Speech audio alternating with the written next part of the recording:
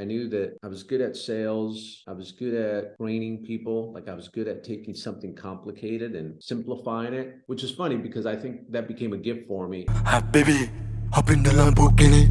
I'm meaty, on me only, I'm meaty. Hi, baby, hop in the Lamborghini. Left for a minute, I did not sweat it. Look at the cash I'm spending. There it goes. Ladies and gentlemen, welcome to an episode of Stroke of Success podcast. As y'all know, when I started this podcast 4 months ago, my mission was to find entrepreneurs with amazing stories to share with my audience, especially after my story, my setbacks, and I'm standing in front of you. I like to find people that are examples of that have been through hell and back, and they're standing with a smile. So today's guest is a very special guest for me and my wife. She wants to be here right now more than I do, probably. I found Edwin on a TV show called Real Housewives of Beverly-Hills. But the show was not the thing for me. It was the fact he was an entrepreneur, and he was a successful entrepreneur. And so, of course, I went down the rabbit hole. I started doing my research, and he's been popping up everywhere. He did a keynote for Danny Morel years ago. I love Danny Morel. So, Edwin, welcome to the show. Thank you for being on. Thank you so much for joining us today. Hey, KB, it's good to be on. Thank you so much. So, again, Edwin, I don't want to embarrass you too much, but like I have done a lot of research on you, and it's been coming for the years before this. The fact that your story was just it shook me when I heard it. And today I want to share that with my audience, my viewers, my listeners, that, what you went through. Can you start with where were you born and raised? So yes, I was born in Bogota, Colombia. My parents and I came to the U.S. when I was 6 years old. They came in search of that American dream. However, that American dream quickly became an American nightmare. And due to some unfortunate circumstances, I pretty much had to become the head of household by the age of 15 years old. And at the time, I was lucky enough to get a job working at a call center, which wasn't an ideal type of job for me with how shy and how timid I was. But I quickly got the courage to do this job that I did not want to do in my desperation to just help my family out, because at that point, I was just tired of seeing my mom not be able to pay for the rent at the end of the month. I was tired of us not having enough food at the end of the month because we ran out of food stamps. I was tired of my siblings, mother and I, living in this tiny little bedroom. And I was just tired of roaches waking me up in the middle of the night. So the avoidance of pain caused me to take action towards something that really demanded more than I thought I was worth. And even though I was a very shy and I was a very timid kid, the one thing that I did have going for me was that I was a big dreamer. I remember at 12 years old, I'd have to stay home by myself. And I would just think about how one day by the age of 21, I was going to make $100,000 a year. I didn't know how I was going to do it. I just knew that I was going to do it and I was going to figure it out. And I would think about this number thousands of times. And that number was linked back to really being able to help my family out, get out of the situation that we were in. So when I got that job at the call center, I used common sense. And I just thought to myself, well, if I'm going to make $100,000 by the age of 21, I guess I better become the manager of this place by the time I'm 18. And then I just focused on the things that I could control at the time, which were, I knew I could outwork everybody, and I knew I could just prepare. And I became really good with the small things so that when the big opportunity came, I was going to be ready for it. And all these things that made it seem impossible for me, like the fact that people working at this call center were going to college, were way better communicators. A third of them were probably twice my age. I just thought, God will put the right people in front of me to make kind of the impossible possible if I could just focus on what I can control. And sure enough, at 18 years old, I got the opportunity to become the youngest manager in company history. Again, not because I was the most talented, but because the 6 people in front of me that were way more deserving than I was all got fired for doing some things they shouldn't have been doing at a party Okay. weekend, and that's how I got my shot. Yes. So Edwin, you skipped a really I don't know if you want to talk about a very epic moment. Your father Yes. and what happened with him and how at one night they knocked on your door and Yeah, it was basically 2 weeks after coming to the US. I was 6 years old, and sure enough, it was a tough day because that day was the first day of school as well. And I was like the only kid that didn't speak any English. Might have been the only, brown-haired brown person in the classroom too. So it was kind of a weird day for me. I spent the entire day crying at school. And then that same day, it was 5 o'clock, and I hear a door knock, and as I'm about to go answer that door, the door gets kicked down, and it's a bunch of people with guns drawn. And as that door gets kicked down, there's another door that gets kicked down, which is the back door. And then it was basically a raid, and they turned that house upside down, and they were looking for my parents, and they both went to jail that day. They got acquitted of all charges 8 months later. And here we were thinking that the nightmare was over. However, the nightmare was just beginning, because every year after that, our home would get raided. And then finally, on the fifth time, they were finally able to catch my dad. And this time they were able to put him away for a long time. And then his last words to me were, at the time, "Son, you need to become the man of the house. I need you to take care of this home." And I took those words very seriously. My dad was my hero, still is my hero, and I promised him that I would. So that was a big driving force for me on, wanting to take on things that demanded more than I thought I was worth, because I wanted to make sure I came through for dads. wow, that's a lot to unpack there. So Edwin, quickly, how old were you when he said that to you, those words? 10 years old. 10 years old. Wow. Edwin, you understand that that could have gone either way, right? That could have been like drugs and, absolute darkness, or Mhm. you, which is the opposite, right? I mean, like the fact that you chose the latter is huge. And your dad sold drugs, correct? Yeah, I mean, he was, I guess, drug trafficking at the time. I didn't really know what he was doing at the time, but that's what he went to jail for, unfortunately. You make a lot And of money, Edwin? I did, the it's interesting because growing up, I pretty much had whatever I wanted. Yeah. So it made me realize I guess it made me realize how important having options were, right? And then when it all gets taken away from you, because my dad did leave us some money, but then 2 years after he was in jail, we lost everything we had.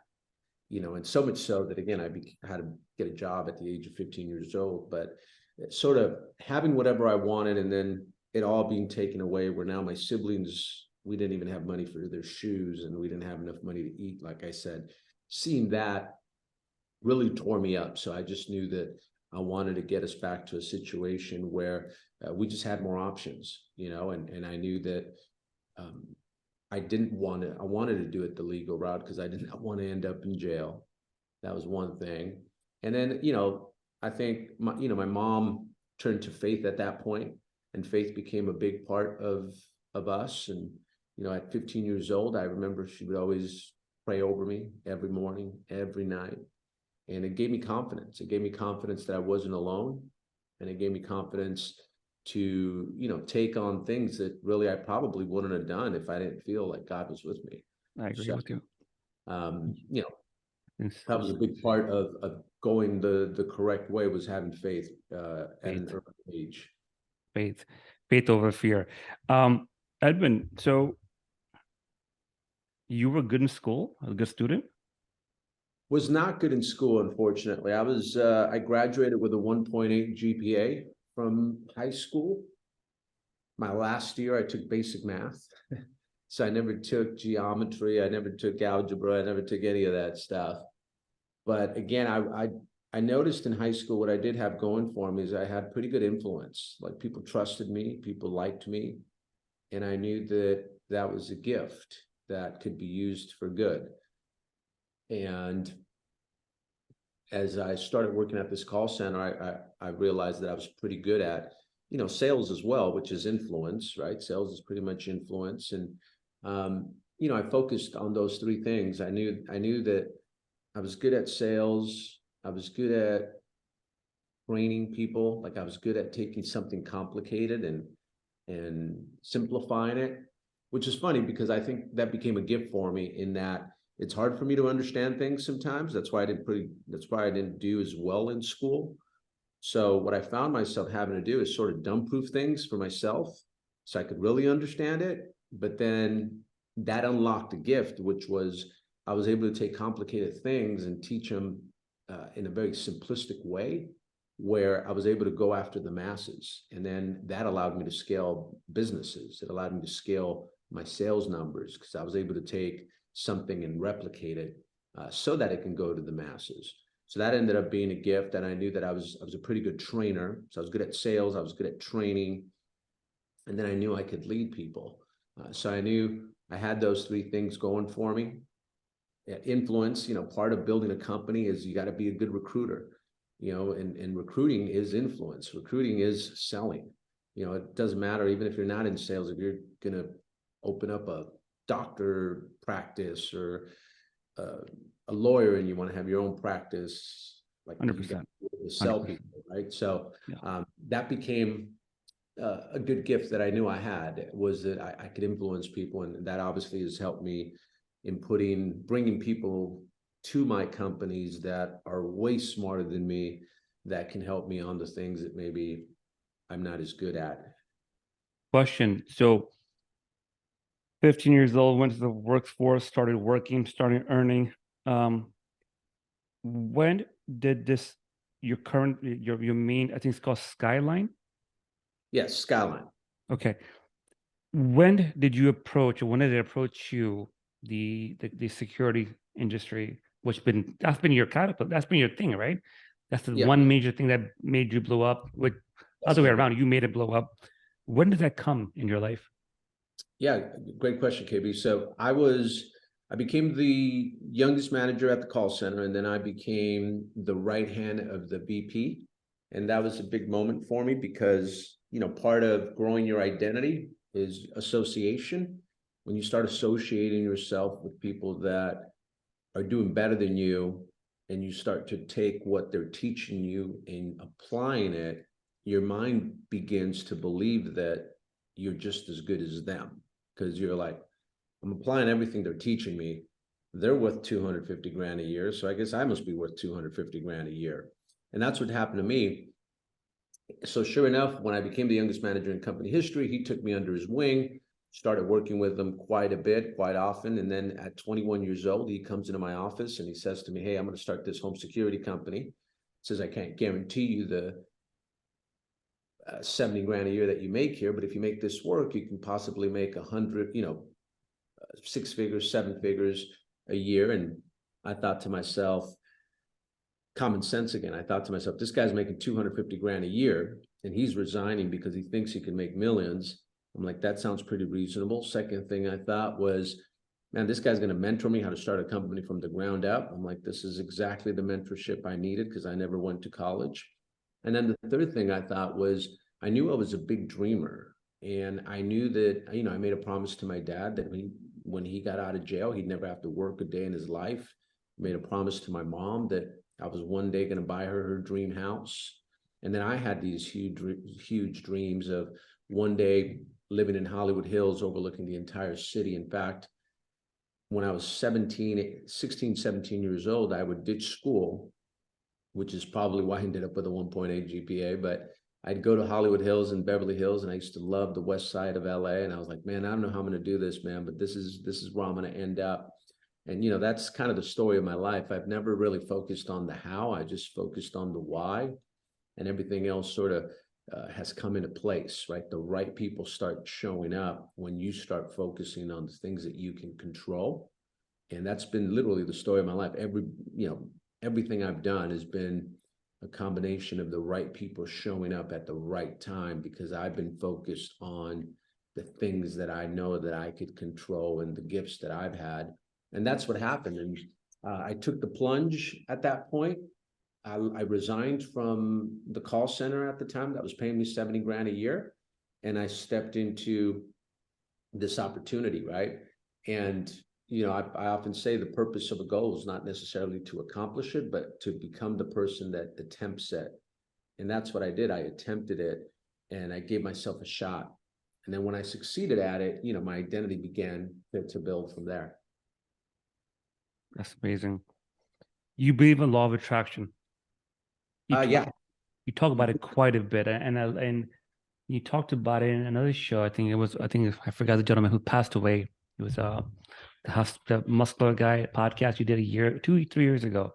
Oh yeah, Sam. Yeah. Sam, very sad story. He died, but he was amazing. So I love that episode of his with you. Talk about law of attraction. When did law of attraction come into your life? Well, early at 12 years old, I'd start visualizing me making 100 grand a year all the time. I started visualizing, I used to go to, again, I was at 12 years old, I was kind of alone all the time because my mom was always working. I remember go to the park and I spent hours at the park just visualizing shooting and making game-winning shots and things like that. And as I think back about it, the important thing about visualizing is that when you visualize, you don't think of the how, because if you think of the how, you'll rob yourself from the dopamine release that you get when you visualize. And the reason that's important is because you want that dopamine release, right? Because that's what gets you addicted and hooked on going after your dreams. If you think of, again, I'm going to go a little dark on you, but if you think of drug addicts, if you think of alcoholics, some way, somehow they get their drugs, some way, somehow they get their alcohol, right? Even though they have no money, right? It's because 100%. they need that dopamine rush. Yep. So the idea is you can do the same when it comes to your dreams. But if you think of the how, you'll psych yourself out and you'll never get the dopamine release. Yeah. But you just have faith that it's going to happen. Eventually it's going to happen. And then the reason why too, so it does that, so it creates this urgency in you to want to go get it. But what happens is your subconscious mind now goes out of its way to go figure it out how to get it for you. So there's a thing called the reticular activating system, RAS. right? Mm-hmm. RAS, and that's exactly what it does, right? And the more you visualize, the more the RAS becomes familiar with it, and your subconscious mind will go out of its way to figure stuff out. Now, the key though is you need to prove to your subconscious mind that you deserve it, right? You're worthy. So you got to visualize, but then you also have to keep the promises that you make to yourself, because that's what builds the confidence. And as long as your subconscious mind believes that you can get it, you will get it. But that's the key part that I think a lot of people don't really teach about visualization, is you can visualize all you want, but you could only receive what your mind can accept. If your mind can't accept that you deserve that, then you're never going to get it. Yeah, that's a really good point. So, and also like law of action, right? To take steps, right? So Edwin, you said so visualize at a young age. Like you knew about that? Like you read a book back? I mean, back then, law of attraction was not even around, right?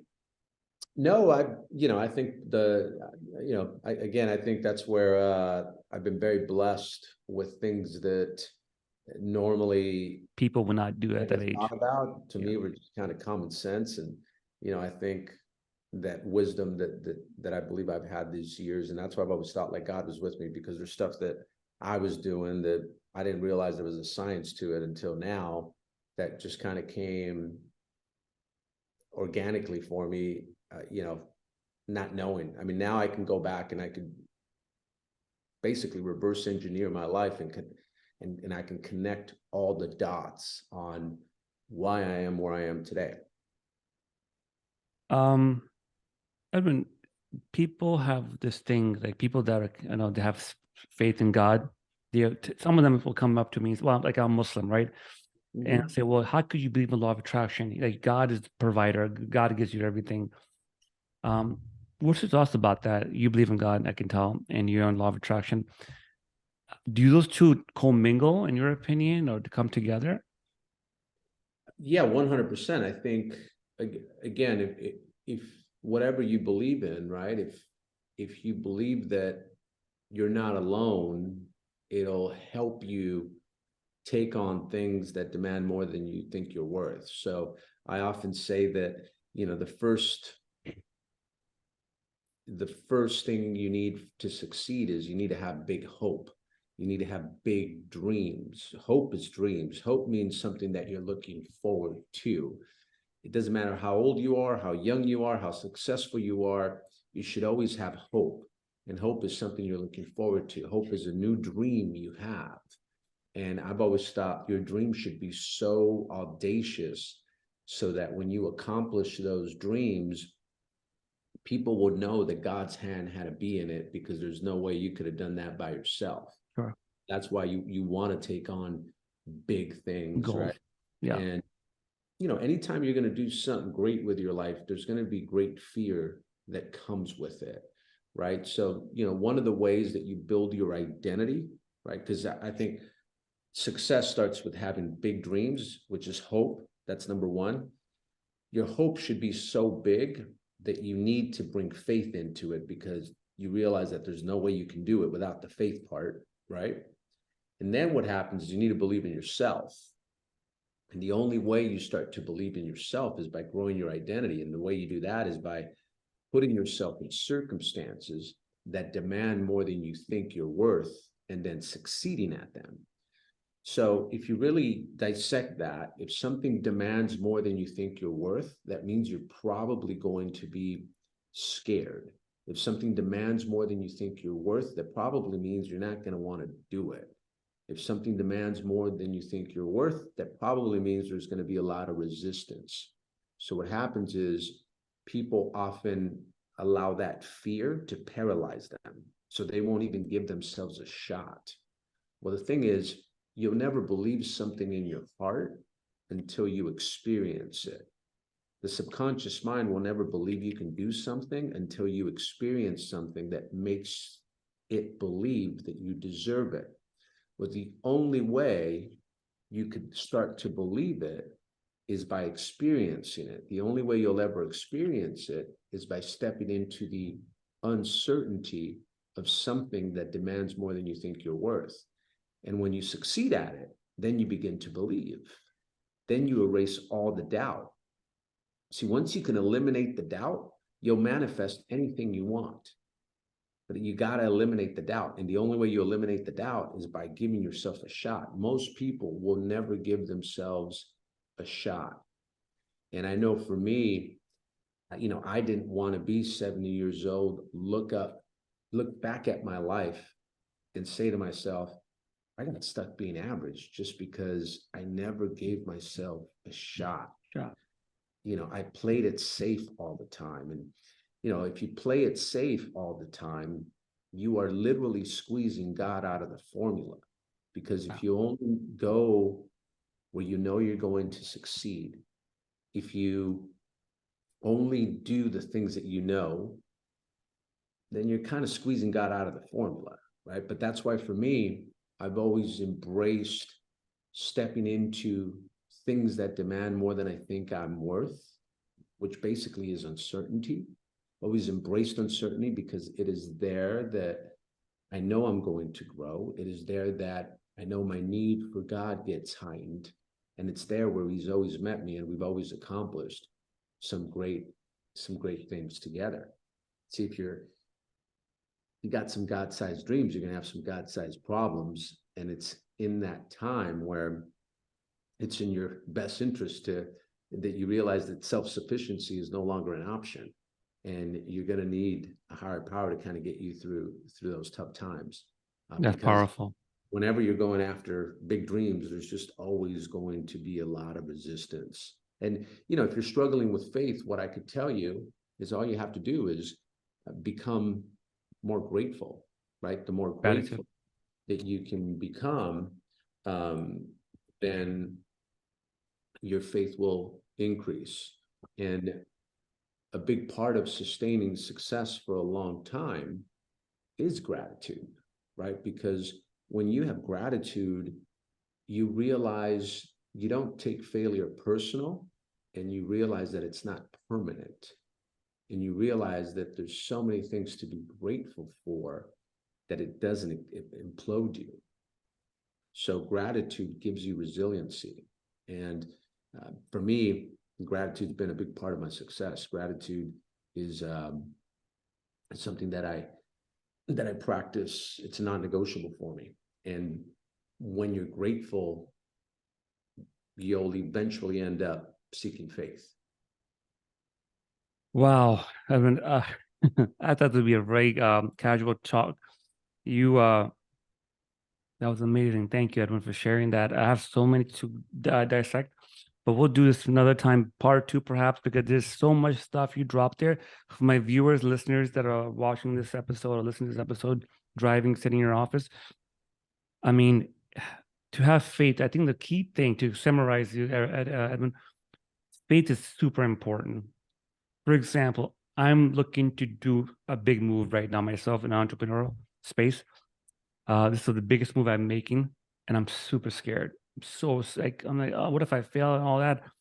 But to your point, if I bring God into it and have faith and say, whatever's going to happen, God has my back, we move forward, ultimately speaking. To that point, KB, I think, those dreams that God places in your heart to do big things, I don't think he places them there so you can accomplish them, but I think he places them there to draw you closer to him, because he realizes that eventually you realize you can't do it by yourself, and you're going to have to call on him to also help you, right? And it's why I think it's so crippling to give up on your dreams, because when you give up on your dreams, there's a part of you that will never get as close to your faith as you would have by going after your dreams. And accomplishing your dreams, I think, gives you a huge validation that there is a God out there, because you're like, man, there's just no way I could have done that by myself.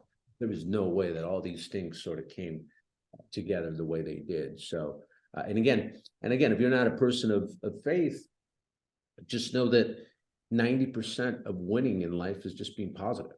So even if you take faith and just positive energy, right, versus negative energy, fear and faith. Fear is the projection of something. Fear is the projection of the worst possible thing for the future.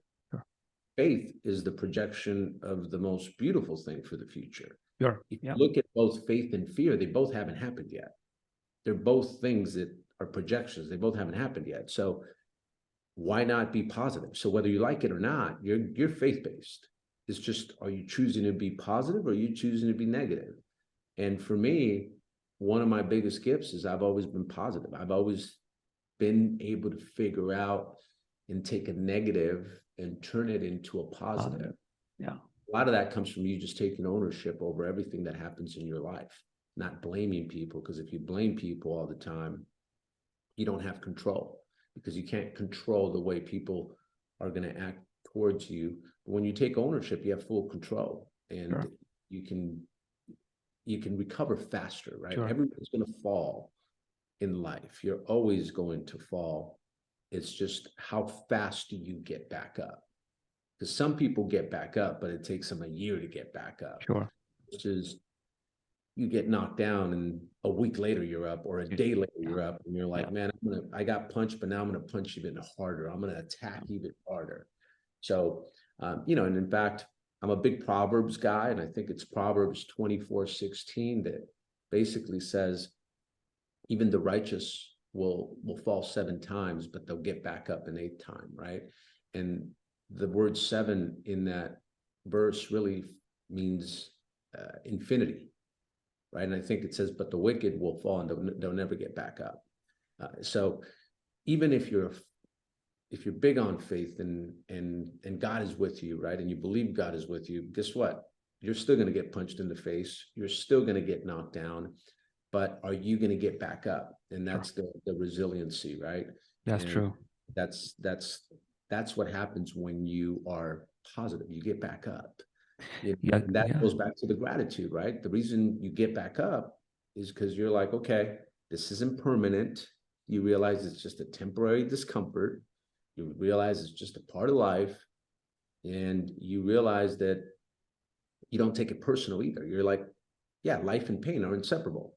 Like, I'm supposed to go through pain. Like, everybody has to go through pain, and you get back up. And life and pain, again, is it's inseparable.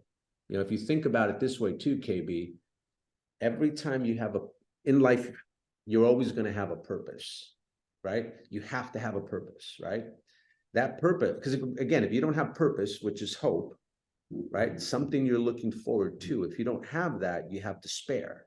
So you always have to have a purpose. That purpose is always going to come with a problem. A purpose and problems, inseparable, they're together. Your yeah. job is just to solve it, right? Once you solve it, then you get to celebrate. And I call it, you have restricted freedom. And the reason it's restricted is because that's when you get to be present, that's when you celebrate, but you've got to find a new purpose after that. So the game of life, I believe, is having these three things in your life all the time, which is purpose, problems, and restricted freedom. And it has to be all three up at the same time, because if you just had purpose, for instance, if you just had problems and you didn't have no purpose, right? You would start your own bad problems. Does that make sense? Because there's no Sure. purpose. So you'll start creating your own problems. But like, we want challenges in our life, because if you don't have challenges, you're not going to grow. And if you don't have challenges, you're going to be bored.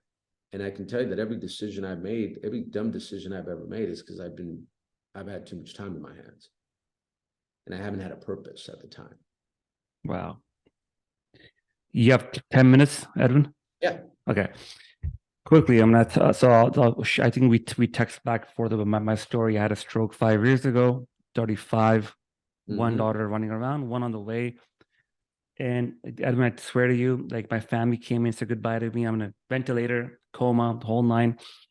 And when I woke up, miracle of God, the doctor came. My wife is a physician. He goes to my wife, "Hey, Dr. Rafiq, I don't think KB's gonna walk or talk anytime soon." And I'm hearing that, and I'm like, this is not it. This is not what God has.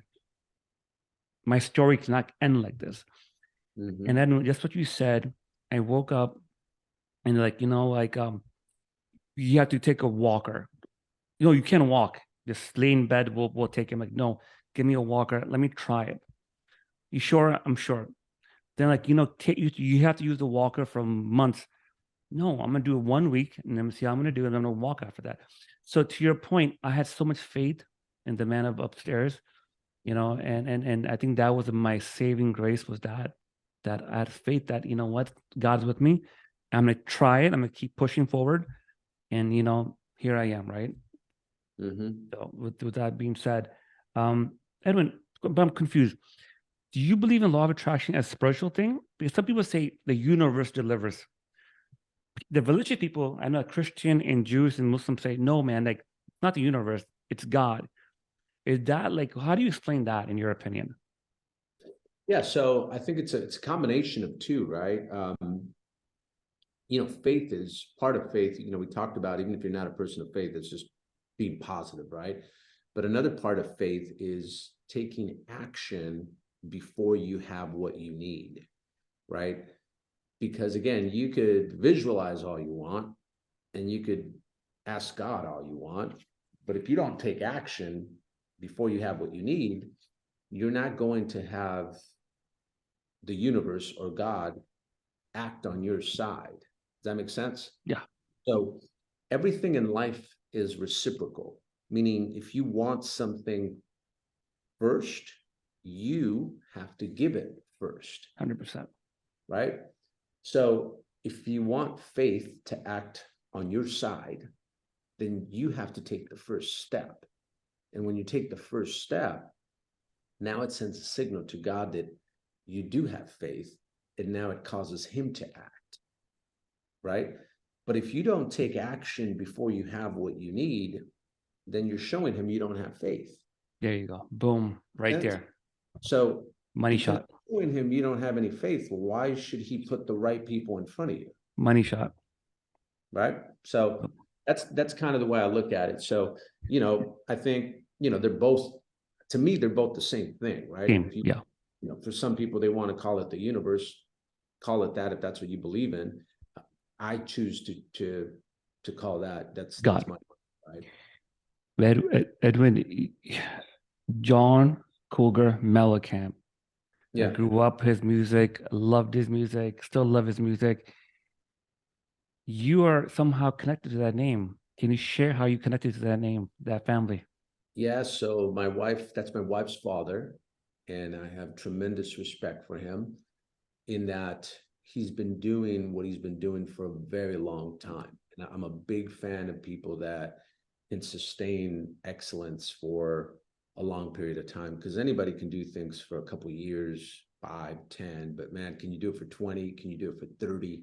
In his case, I think he's getting close to 50 years of being Music in the business and still artist. putting music out. We just came from his concert, which is, he's 72 years old now. And I mean, he looks like a 40-year-old, 30-year-old on stage. Looks and amazing. putting 2-hour shows and, and just you look at his greatest hits and it's just like hit after hit. It's endless. It's like a 3 CD thing with him. And just to see him do what he's done. And then also to see him, raise his kids the way he did. I mean, my wife is as humble as can be. So is her sister. And, it's good to the kids as well. So, I mean, he's got sons as well. So That's awesome. what he's all about. So Skylines took off, you became a part of it, now you're an owner, you're CEO. Yeah, so I'm the CEO. I've been the founder. That's kind of my bread and butter business. I've had that for 24 years. It's been a great journey. We are now we'll do in the next 3 years what's taken us 24 years to do, which is pretty cool. We're growing. We're having explosive growth right now. And then I also have a solar company that I just started about 1.5 years ago, where we do everything from A to Z as far as the install is concerned, and then we do the sales as well. So we That's do awesome. pretty much the whole thing. The Skyline, like from 0 to what in 22 years, 24 years, 0 to like what's the sales volume you guys are doing right now? How many employees do you have? Yeah, so great question. So in the first 23 years, we've made over 500 million, and we're doing that now in the next 2 years. So what's taken us 24 years to do, we're now doing in the next 2 years. This year, we'll do about 60,000 installs on the alarm side. So that alone will be about 120 mil in revenue. And then the solar side will do probably another 100 mil in revenue. So that's already like 240. So, and then we expect to double up on, God willing, we expect to do 100,000 next year on the alarm side alone. So it's, again, once you have momentum is everything. Every time I've had momentum, I step on the gas. Most people, when they have momentum, they start to take it easy, and momentum is so hard to get that when you have it, man, you might as well work harder than you've ever worked, because everything in life is a transfer of belief. Sure. Right? Even sales, when you think about it. Yes, it is. It's just believing, right? If you believe something in your heart, you'll be able to transfer it to other people. And when you transfer that belief, that's why they're going to want to do business with you. That's why the more certain person is always going to influence the less certain person. So, for me, it's all about that conviction. And when you have that conviction inside of you, where your belief level is through the roof, then you got to attack it. And most people do the opposite. Is they get that belief, they're on top of the world, and now they take it easy. And when that punch in the face comes, they don't know how to react to it, right? Versus when you have momentum and you get punched in the face, it's not that hard to fix it. Make sense? You just freaking That's it. That you crash that. When that punch in the face comes, like you don't even feel it, because you got so much momentum that it's like a little jab that you just get over it, right? Yeah. When you don't have momentum and you get hit by a problem, man, that thing freaking takes everything from you, right? So it's why you want to keep momentum in your life when you have it. In fact, the best way to lose momentum is the best way to keep momentum is never to lose it. Awesome. That's amazing. I know we're tight on time. Quickly. Ooh, where do I go from this? Well, the Housewives show, TV show, reality show. You on there for 2 seasons, 3 seasons? 3 seasons. What was your experience on that? Did he help you with business? Did he help you with influence? How was your experience? Definitely help with business. I think being on TV makes you look bigger than what you are. So that it helped in that way. I mean, my business was already big, but obviously being on TV allowed me to glamorize our lifestyle.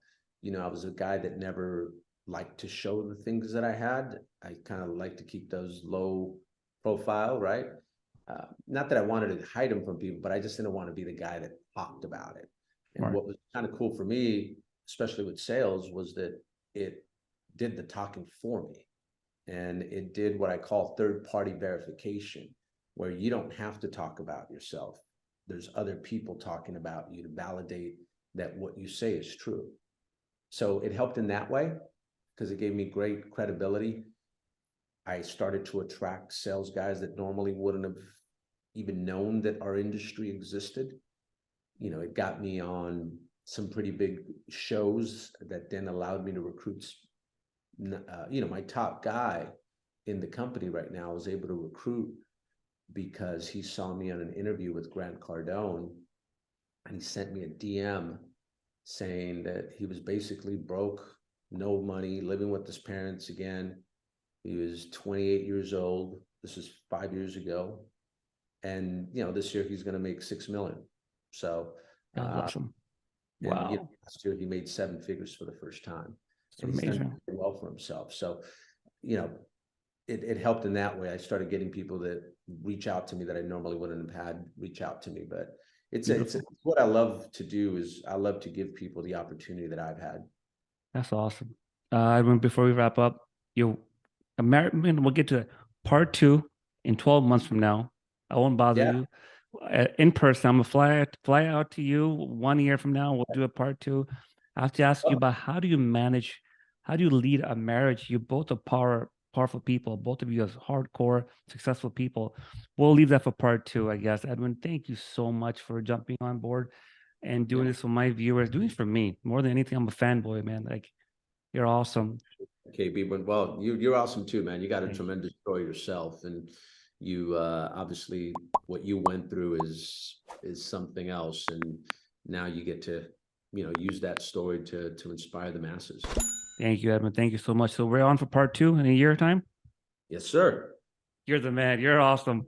Thank you, Edwin. Thank you for your time today, man. Bye, KB. Thank you so much. Bye.